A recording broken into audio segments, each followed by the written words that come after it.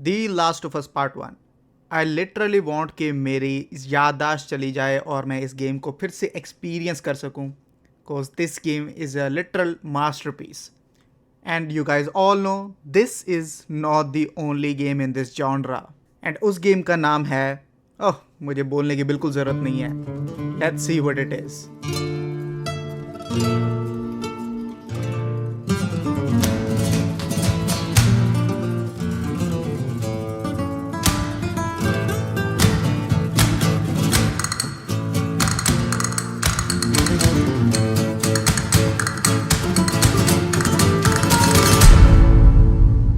आप स्क्रीन पे game play देख रहे हो for the last of us is recorded by me personally, but resident evil 4 के टाइम पे मेरे पास ये सारी चीज़ें नहीं थी, मैं बहुत ज़्यादा गरीब था। एंड अब मेरे पास है। आई विश रेजिडेंट ईवल 4 भी मैंने इस चैनल पे अपलोड की होती, but do let me know in the comments below. ये सारी वीडियो देखो और उसके बाद आपको जब अच्छी लगेगी लेट मी नो अगर आप उसका भी गेम प्ले देखना चाहते हो। But the resident evils game play that you will be seeing is picked up from YouTube from non copyright game play. मैं उसका भी लिंक आपको डिस्क्रिप्शन में ज़रूर दे दूँगा। सो गाइज मैं पहले ही क्लियर कर दूं कि मुझे पता है कि दोनों ही गेम्स की कितनी बड़ी फ़ैन फॉलोइंग है, एंड मैं भी दोनों ही गेम्स का बहुत बड़ा फ़ैन हूँ। And in the and you will get a straight answer कि कौन सी गेम बेटर है, and that's just my opinion. आपका ओपिनियन बिल्कुल डिफर कर सकता है, and that's completely rational. So comments में मुझे गालियाँ मत देना और आपस में भी मत लड़ना। और आज हम दोनों ही गेम्स को एनालाइज करने वाले हैं on the basis of game play, story, horror, characters, and end में I'll be putting on a verdict on which game is better. Comparison शुरू होने से पहले मैं आपको बता दूं, इस वीडियो में मैं बहुत सारे स्पॉयलर्स डिस्कस करूंगा। अगर आपने ये गेम्स नहीं खेली हैं तो पहले उन्हें जाके खेलिए और उसके बाद ही इस वीडियो पे क्लिक कीजिए। So without any further ado let's get straight into the video.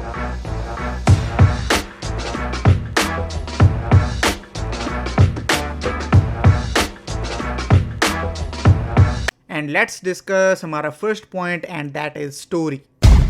So Last of Us की स्टोरी अपने आप को बहुत ज़्यादा ग्राउंडेड रखने की कोशिश करती है, and it's more of a realistic approach that we see in the game. And bro what the fuck, ये स्टोरी इतनी ज़्यादा ज़बरदस्त है फ्रॉम स्टार्ट टू फिनिश, ये पूरा आपको ग्रिप करके रखती है। एंड अगर आपने द लास्ट ऑफ अस खेली है आपको पता है कि इसकी स्टोरी की स्टार्टिंग ही इतनी ज़्यादा इमोशनल है। We see a heart wrenching scene जिसमें जोल की बेटी को मार दिया जाता है। दैट सीन इटसेल्फ इस स्टोरी का एक बहुत ही डार्क टोन सेट कर देता है, and this tone gets darker and darker as we progress into the story, and we get to see a lot of shocking moments जिसकी हम बात करेंगे characters section में। and on the other hand Resident Evil 4 अपनी story को realistic approach से हटाकर मसाला action horror की तरफ लेके जाती है, and that's completely fair। and at the end हम गेम्स खेल रहे हैं, and every game does not have to be a realistic to be good। And हमने इस जनरेशन में बहुत बारी देखा है कि डेवलपर्स ज़्यादातर गेम्स रियलिस्टिक बनाने की कोशिश कर रहे हैं। दैट्स बिकॉज ज़्यादातर गेम्स फेल हो रही हैं, but last of us kicks S in this stage. और ये मैं बात बिल्कुल नहीं कह रहा हूँ कि रेजिडेंट एविल में कोई भी इमोशनल मोमेंट्स नहीं है, as you know. And to make a good story you need good characters, और ये दोनों गेम्स बहुत ही ज़्यादा ज़बरदस्त काम करती हैं। And that brings me to the character section of this video.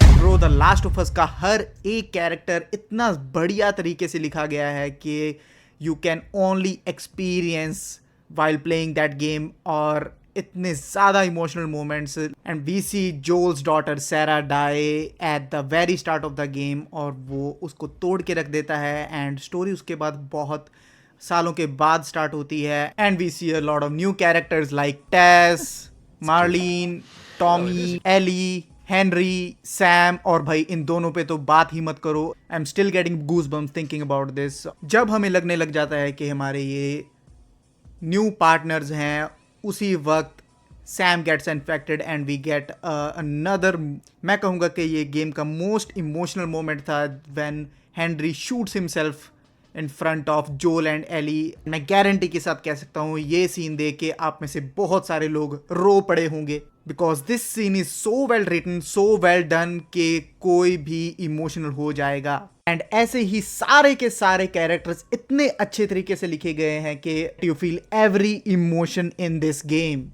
And don't worry guys, I am not forgetting about जोल एंड एली। इन दोनों की केमिस्ट्री इतनी ज़्यादा अच्छे तरीके से लिखी गई है। कैसे ये स्टार्टिंग में दोनों की आपस में बिल्कुल नहीं बनती, पर धीरे धीरे जैसे स्टोरी प्रोग्रेस करती है ये दोनों करीब आने स्टार्ट हो जाते हैं and they start to eventually love each other, और that adds a lot of emotion to the story. और इस गेम को उतना ही ये चीज़ सीरियस बना देती है कि जोल को आगे जाके कुछ ना हो जाए या फिर कोई एली को कुछ ना कर दे। तो ये एंगल स्टोरी का मेन एस्पेक्ट है और like kudos to Naughty Dog, उन्होंने बहुत ज़बरदस्त काम किया यहाँ पे, क्योंकि इन दोनों की केमिस्ट्री इतने ज़बरदस्त तरीके से लिखी गई थी, उसी के कारण एंडिंग और भी ज़्यादा इम्पैक्टफुल हो जाती है। And ending is perfect and the peakest point of this game. I swear.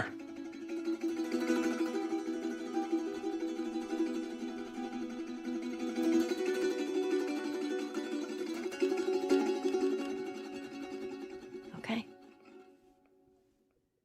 वहीं हम बात करें रेजिडेंट एविल की। रेजिडेंट एविल में हमें बहुत ज़्यादा कैरेक्टर्स देखने को मिलते हैं, जैसे कि कोर्स लियोन हमारा मेन प्रोटैगनिस्ट, और एशली जिसको हमने रेस्क्यू करना है स्पेन के एक विलेज से, और लुइस जो कि शुरू में किसी को भी एक चूतिया इंसान लगेगा, but as we progress into the story हमको उसके बारे में और जानने को मिलता है and we get to know him better. Of course जहाँ पे रेजिडेंट एविल की बात हो रही है वहाँ पे एक और कैरेक्टर है जो कि हर एक का फेवरेट जरूर होगा and she deserves a special mention in this video. ये देखिए। Don't stop, keep it moving, put your drinks up. Just getting sick on the floor. We never break, we never on the floor. If I ain't gonna come down. Of course इस story में एडा Wong का बहुत important role दिखाया गया है and we get to know her better in separate ways DLC as well. और of course अगर आपको रेजिडेंट ईवल 4 की स्टोरी अच्छे तरीके से जाननी है स्पेसिफिकली फॉर द रीमेक, आपको रेजिडेंट ईवल 2 रीमेक ज़रूर खेलना चाहिए, क्योंकि लियोन एंड एडा की केमिस्ट्री वहीं से ही शुरू होती है। And there is another character that deserves the special mention and that's the merchant. Over here, stranger. And this fucking guy is stealing the show every time with his one-liners। मैंने कितनी भी story serious हो, जब भी आप इस बंदे के पास जाते हो आपका मूड ज़रूर अपलिफ्ट हो जाएगा and that's what he is. और जब वन लाइनर्स की बात हो ही रही है, हमारा लियोन चहीता लियोन कौन सा पीछे हटता है, इसने भी बहुत ही ज़्यादा ज़बरदस्त वन लाइनर्स दिए हैं। Take a quick look at this. We're in the president's quarters and that went well. I am flattered. I'm a one-lady type of guy. Hola, Luis here. You guys still around? Well, I wanted to go home, but Ashley just had to see this castle first. What are they? Shh. Keep your voice down. Such a pleasure to finally make your acquaintance, Mr. Kennedy. Who the hell are you? इस game में not only the heroes, villains are also special like Salazar Mendez and the main villain Saddler. And even though he is a main villain, वो एक story का मैं weak point भी मानता हूँ। उसको ज़्यादा स्क्रीन टाइम नहीं मिला है और वो एक आधी बार ही स्टोरी में आता है और चूतियापा करके चला जाता है। And even in the last boss fight उसको हराना इतना ज़्यादा मुश्किल बिल्कुल भी नहीं था जितना सालाजार को हराना था। और I would say the main villain could have been better अगर उसको और ज़्यादा स्क्रीन टाइम मिला होता। एंड एक और वीक पॉइंट जो है स्टोरी में वो है लुइस की death. The moment we start liking him तभी उसे मार दिया जाता है। I think he also deserved more screen time in this game, क्योंकि वो काफ़ी ज़बरदस्त और इंटरेस्टिंग कैरेक्टर था। आपको पता ही है लुइस को किसने मारा था, and that was the fucking Krauser. भाई ये बंदा अगर मेन विलन भी होता है स्टोरी का, this would have been amazing, क्योंकि उसके साथ लियोन का बहुत ही ज़्यादा तगड़ा पास्ट रह चुका है and he adds more weight to the story than any other villain in this game, because वो भी एक इंसान ही था। एंड ऑफ कोर्स अगर आप गेम बहुत ही डिटेल में खेलो, अगर आप नोट्स भी पढ़ते जाओगे तो हमें उसके बारे में और ज़्यादा डिटेल्स मिलती हैं। हमें पता चलता है कि क्यों वो हरामी बना, क्योंकि उसकी टीम को मार दिया गया था एंड US गवर्नमेंट ने उसकी कोई भी हेल्प नहीं की। एंड नॉट ओनली दैट, हमारा main character Leon was trained by क्राउजर।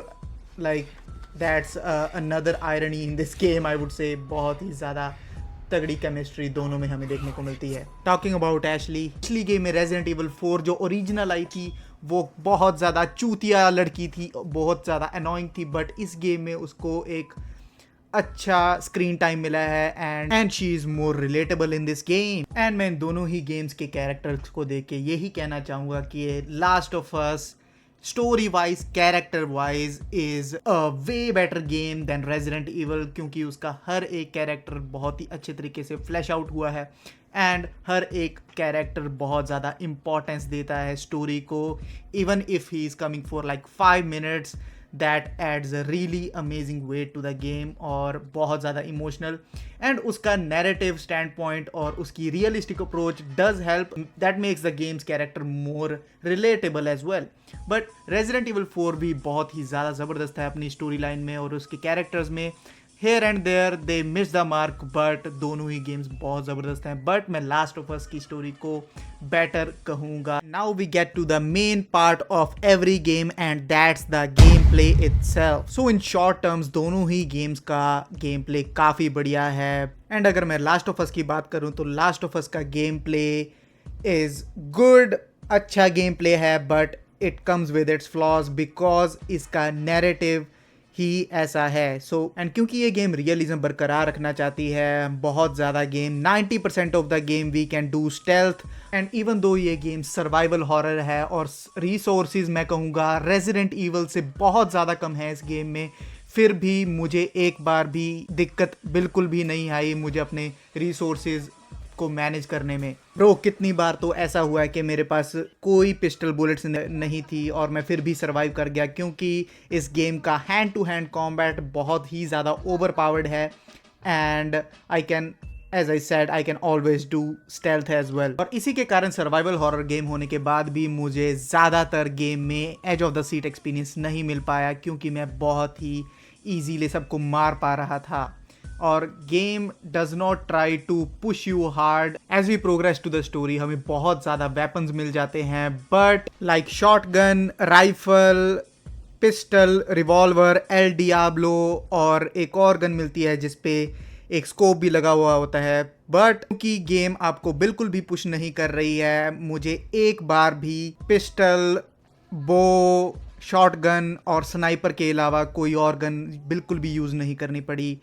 And that's why the gameplay, even though it's pretty good and pretty cool looking, ये हमें एंगेज नहीं कर पाता है। लेट मी टेल यू, मैंने ये गेम को स्टैंडर्ड डिफिकल्टी पे खेला है and this is not challenging at all. मैंने बहुत सारे इंटरनेट पे गेम प्लेस देखे हैं जहाँ पे लोग इसको बहुत तगड़े तरीके से खेलते हैं, उसे देख के लगता है कि भाई क्या गेम प्ले है, मैं भी ऐसे खेलना चाहता हूँ। But for an average gamer वो नॉर्मल तरीके से ही खेलेगा जैसे मैंने इस गेम को खेला, वो स्टेल्थ करने की कोशिश करेगा ज़्यादा से ज़्यादा। And of course game does not push you to play like the other gamers do, so that in my opinion is a pretty big flaw, क्योंकि survival horror game होने के बाद भी हम easily survive कर पा रहे हैं and that's a bummer।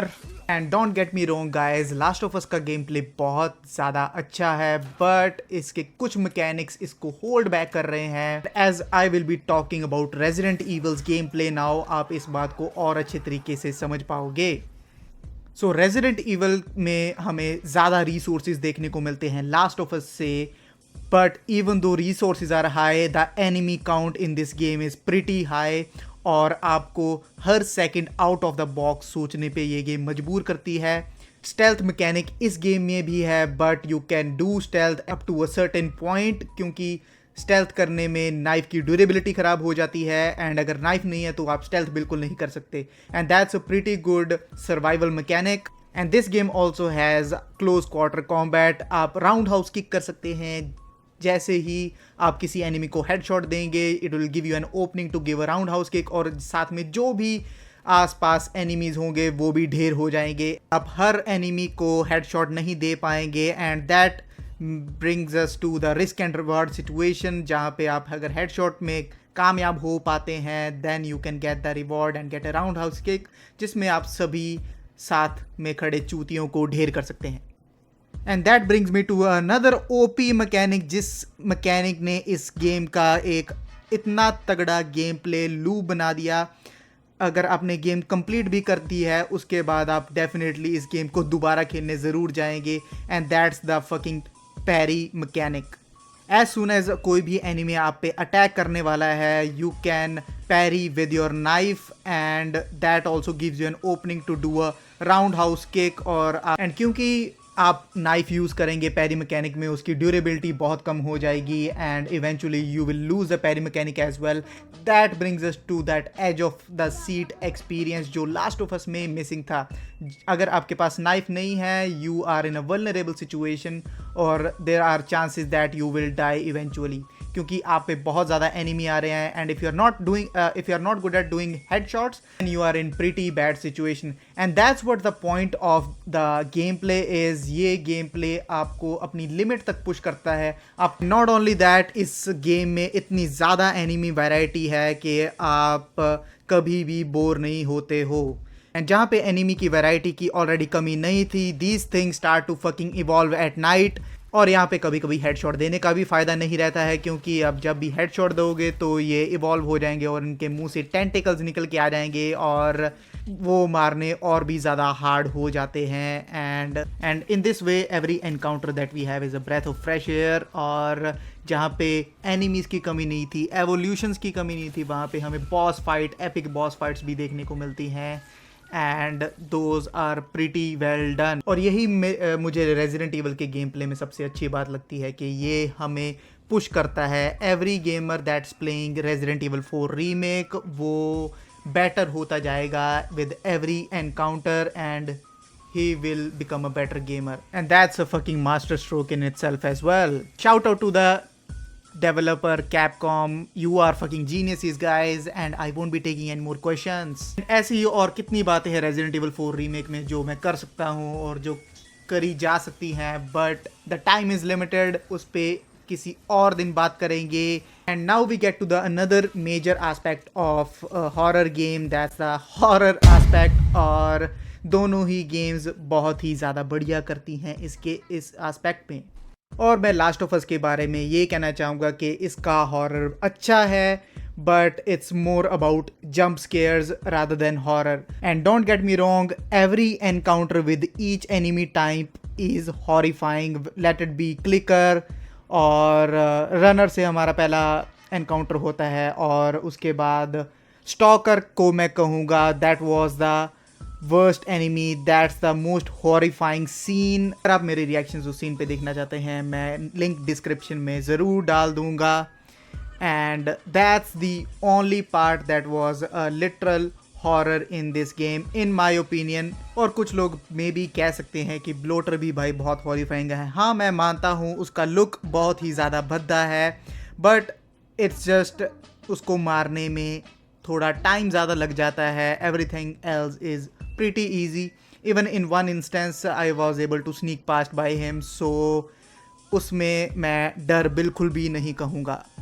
मैं वही बात करूँ Resident Evil 4 के हॉरर की, even though that game is more of a action game, जब इस गेम ने हॉरर दिखाना होता है that is literally terrifying. I will say you the first encounter with Regenerator, every person will agree is fucking terrifying. And not only that, जब भी आपका regenerator के साथ एनकाउंटर होगा, you will feel uneasy and horrific tone in the game. एक और instance जो मुझे याद आ रहा है, जब हम एशली से दूर हो जाते हैं and then we have to play as Ashley, वो सीन भाई बहुत ज़्यादा टेरिफाइंग था। वो बेसमेंट में when we have to run from the armored knights, and that was also pretty unsettling as well.